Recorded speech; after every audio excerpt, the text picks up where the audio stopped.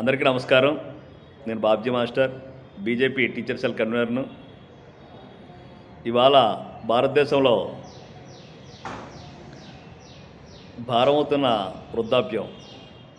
అయితే భారమవుతున్న వృద్ధాప్యానికి మోడీ ప్రభుత్వం ఆసరాగా నిలిచి ఆంధ్రప్రదేశ్లోని ప్రత్యేకంగా ఆంధ్రప్రదేశ్ తెలంగాణలో కలిసి ప్రత్యేకంగా 25 దాకా వృద్ధాశ్రమాలు ఏర్పాటు చేయడం జరుగుతుంది. ఆంధ్రప్రదేశ్లో ప్రత్యేకంగా 12 వృద్ధాశ్రమాలు ఏర్పాటు చేస్తుంది. ఒక్కో వృద్ధాశ్రమానికి 25 లక్షల రూపాయలు కేంద్ర ప్రభుత్వం ఇవ్వడం జరుగుతుంది. అంటే సగటున 21 మంది ఉంటే ఒక వృద్ధాశ్రమానికి ఒక్కొక్క 25 లక్షలు ఇవ్వడం జరుగుతుంది. ఒక వ్యక్తికి దగ్గరగా సంవత్సరానికి వారి మెయింటెనెన్స్ నిమిత్తం 1,10,000 నుంచి 1,25,000 రూపాయల దాకా కేంద్ర ప్రభుత్వం ఇచ్చి వృద్ధాశ్రమానికి ఆసరాగా నిలబడుతుంది. ఇది మోడీ ప్రభుత్వం యొక్క ముందు చూపు.